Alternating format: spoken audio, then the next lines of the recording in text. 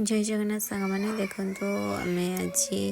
गाँव में संध्यारे पहुँचलु तो भाविली गोटे वीडियो बनेबी तो आप देखिए गाँव कौन हो महोत्सव चली तो आपन को देखा देखो गोटे फोटो भी उठेली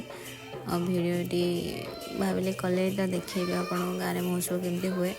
देखो भजन कीर्तन भितर राति पाईगला और सकाळ भी होगला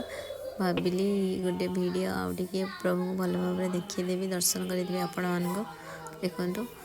पूरा भल भाव भगवान को देखिपारे महाप्रभु को देखिपारे देखु गाँव में केवे आसी नी कौन पूजा कि कौन अटेंड कर आसी कि पलि जाए ता भितर भाविले आज जेहेतु गोटे दिन रही जाइए तो भाविले गोटे वीडियो बन आपन को देखेबी गाँव में सब केमिति महोत्सव हुए कहीं मो बापघर साइड केवे एमती होनी तो जहाँ भी हो या भितर मु बाहरी टे गाँव में शिव मंदिर दर्शन कर जावाक ये पूजा सारी प्रणाम करी तो टे शिव मंदिर जीवी से गोटे आपण मानक देखीदेली तो महाप्रभु को मुझे बाहर मंदिर आसिले समस्ते बाहर से मुझे अपेक्षा करी तेणुक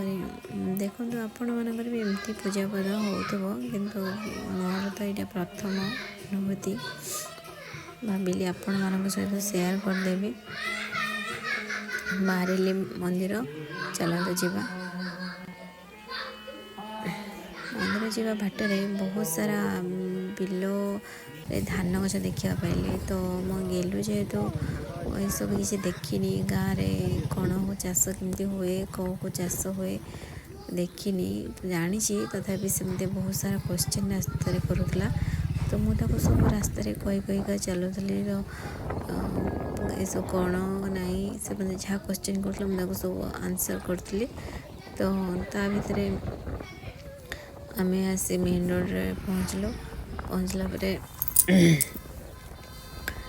से